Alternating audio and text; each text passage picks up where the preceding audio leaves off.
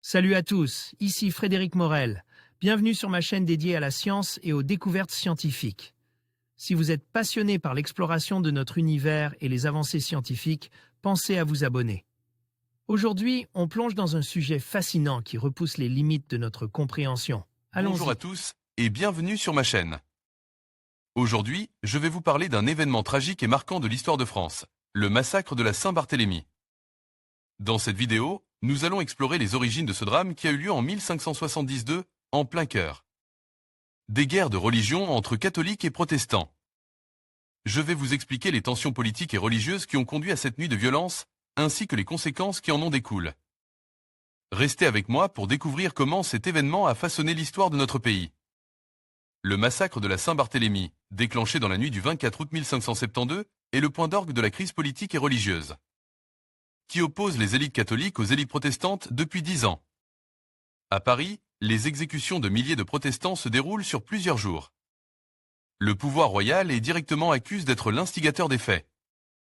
La Saint-Barthélemy est l'un des chapitres les plus sombres de l'histoire de France et qui a donné naissance à de nombreuses querelles. Des historiens car les sources écrites déterminantes font défaut.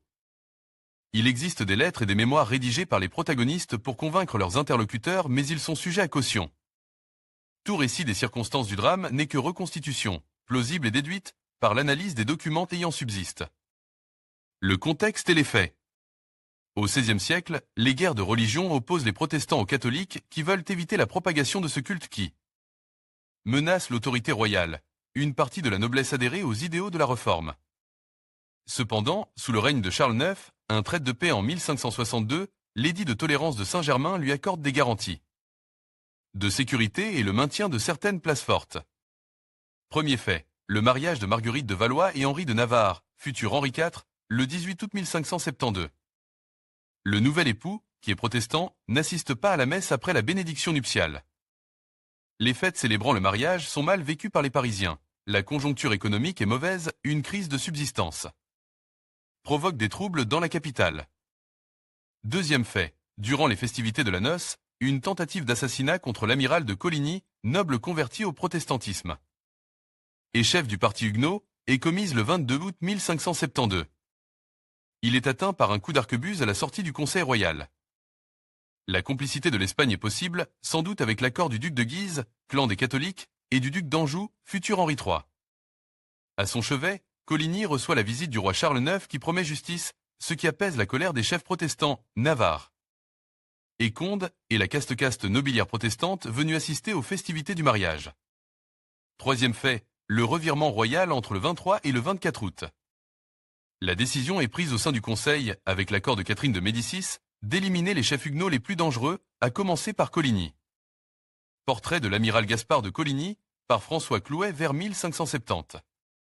Saint-Louis Art Museum, USA. Domaine public. Les hypothèses de 3 historiens français. Première hypothèse, le roi Charles IX subit la décision du Conseil.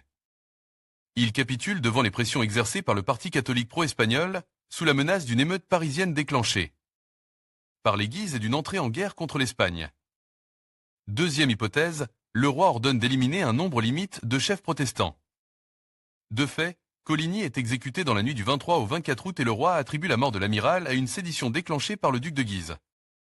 Mais le 25 août, devant le Parlement de Paris, il revendique la responsabilité du meurtre en soulignant qu'il a sévi pour éviter une conspiration huguenote imminente.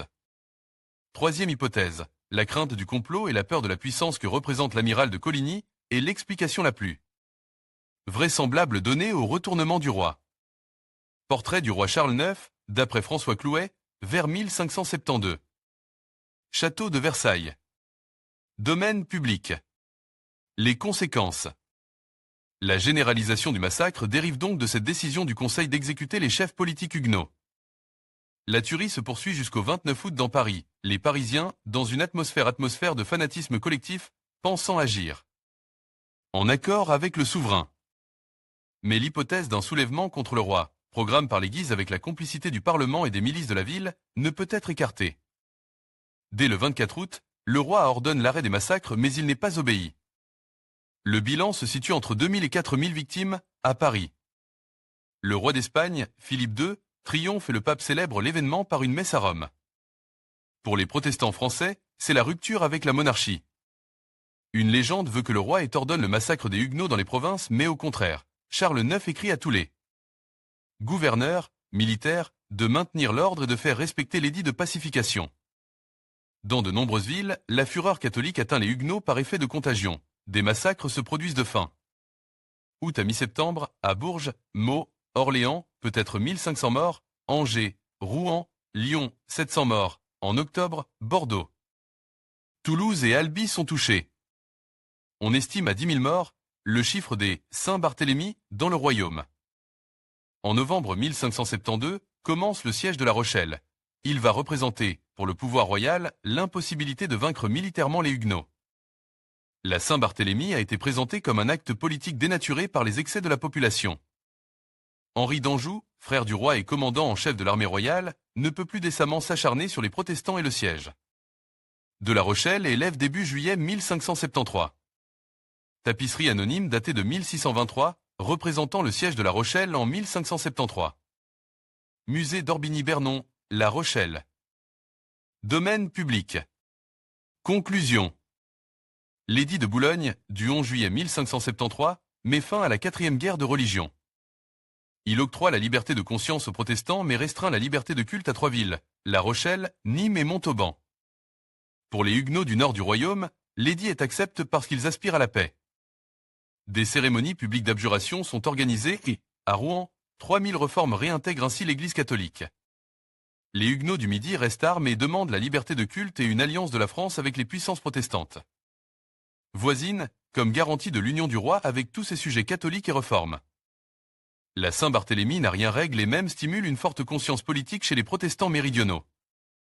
En conclusion, le massacre de la Saint-Barthélemy, qui a eu lieu en 1572, trouve ses racines dans un contexte complexe de tensions religieuses et politiques entre catholiques et protestants en France. Cet événement tragique illustre les conséquences dévastatrices des rivalités confessionnelles et des luttes de pouvoir de l'époque. En réfléchissant à cette période sombre de l'histoire, nous sommes invités à considérer l'importance du dialogue et de la tolérance dans nos sociétés contemporaines. Merci d'avoir regardé cette vidéo et n'hésitez pas à partager vos réflexions sur ce sujet.